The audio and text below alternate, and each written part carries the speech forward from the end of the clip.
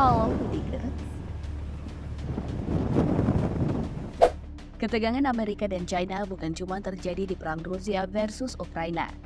Sebagaimana kita ketahui, Amerika Serikat pernah menuduh China meningkatkan agresivitasnya dan China menyebut aktivitas militer Amerika Serikat di perairan internasional dilakukan dengan sengaja dengan tujuan memprovokasi risiko. Masalahnya ini bukan hal baru. Tahun 2020, antara Amerika Serikat dan China juga tegang. Terus apa sebenarnya alasan China dan Amerika Serikat meningkatkan kehadiran militernya di wilayah tersebut? Ini menarik untuk kita bahas.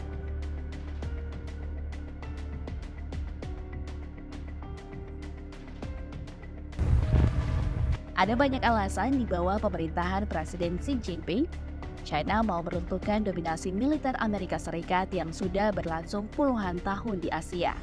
China sendiri menganggap kalau Amerika Serikat orang luar yang ikut campur di wilayah Pasifik, di mana China menganggap dirinya sebagai kekuatan untuk perdamaian dan stabilitas. Tapi Amerika Serikat punya klaim tersendiri.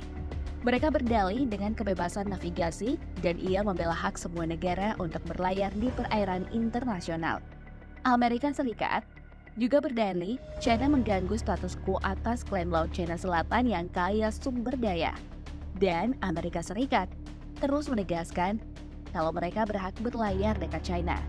Kalau mau dibilang ketegangan keduanya yang paling krusial karena masalah komunikasi yang macet. Ketegangan ini masalahnya tidak hanya menyeret kedua negara. Kemungkinan besarnya Amerika Serikat bakal tidak sendiri melawan China. Ada Taiwan yang selama ini juga bersitegang dengan China dan bisa dibilang potensi perang untuk kedua negara China dan Taiwan juga sangat besar. Terus, apa hubungan antara Taiwan dan Amerika Serikat? Jawabannya, keduanya punya hubungan tak resmi. Karena Amerika Serikat secara resmi tak mengakui Taiwan. Tapi kedua negara ini punya hubungan yang kokoh dan ada komitmen untuk saling membantu. Jadi, kalau perang benar-benar pecah, pertempuran Taiwan dan Amerika Serikat melawan China akan jadi pertempuran laut dan udara dalam skala besar. Itu baru Taiwan. Belum lagi yang 5 negara yang bermitra dengan Amerika Serikat. Jepang sudah meningkatkan anggaran pertahanannya dan bermitra dengan Amerika Serikat. Korea Selatan, juga Amerika Serikat, sudah ada kesepakatan untuk memodernisasi dan memperkuat aliansinya. Begitu juga 3 negara lainnya, Australia, Filipina, dan Thailand. Di sisi lain, China sudah melakukan investasi besar-besaran dalam hal militer dan keamanannya, khususnya Angkatan Laut. China juga mencari cara untuk meningkatkan kemitraan keamanan, termasuk bermitra dengan Rusia. Jika konflik benar-benar terjadi, gambarannya mungkin seperti ini. Misalnya, China melakukan blokade terhadap Amerika Serikat. Rudal jelajah dan pesawat tanpa awak dikerahkan kedua pihak. Kapal selam menembakkan torpedo pesawat tempur mengudara di angkasa. Sekarang, apakah konflik di antara keduanya perlu dikhawatirkan? Tentunya. Alasannya karena konflik ini bisa berimbas ke perang terbuka dan potensinya itu sangat besar. Kenapa aku berani sebut potensi perangnya sangat besar? Karena dua negara ini punya kekuatan militer terbesar di dunia. Keduanya punya kemampuan militer konvensional, alutsista canggih, pesawat tempur siluman, rudal jelajah jarak jauh, dan amunisi pintar berbasis satelit. Indikasinya, perang antara Amerika Serikat dan China akan jadi pertempuran maritim terbesar dan mematikan. Atau bahkan mungkin melebihi pertempuran Pasifik saat Perang Dunia II. Apakah mungkin terjadi perang nuklir? Sangat mungkin. Antara Amerika dan China, keduanya punya sistem persenjataan nuklir strategis mereka. Konsekuensinya adalah kehancuran.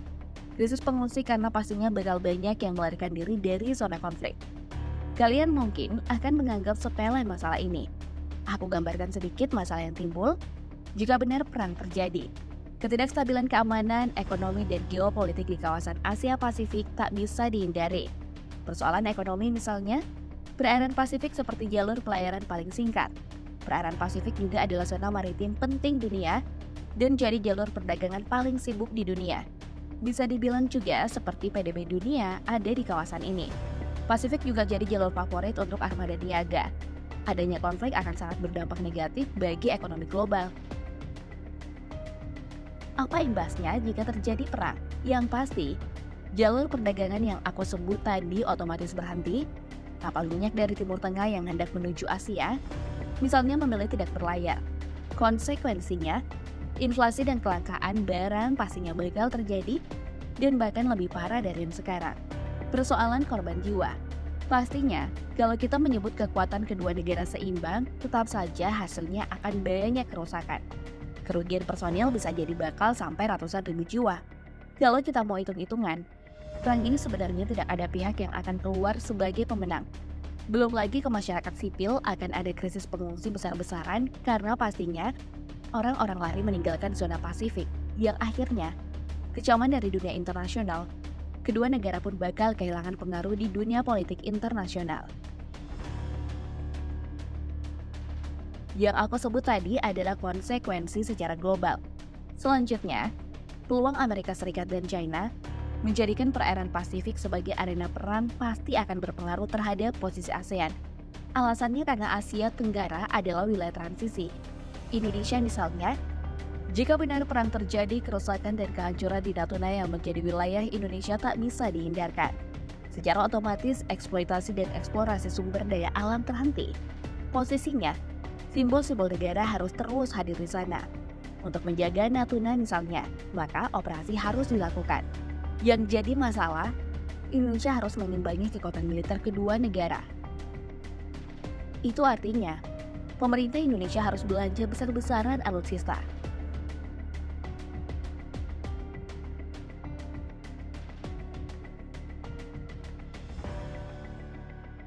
Seperti yang aku bilang tadi, konsekuensinya Indonesia harus ikut terlibat.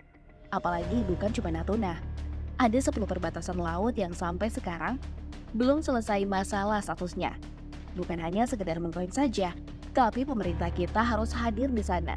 Cuman masalahnya lagi, hubungan kerjasama antara negara-negara ASEAN sulit terwujud karena kecenderungan anggotanya punya sikap yang berbeda. Sebagai contoh, Filipina. Negara ini adalah sekutu lama Amerika Serikat dan yang paling banyak wilayahnya diklaim oleh China. Negara manapun bahkan yang berkonflik pasti tak mau jika hal ini terjadi.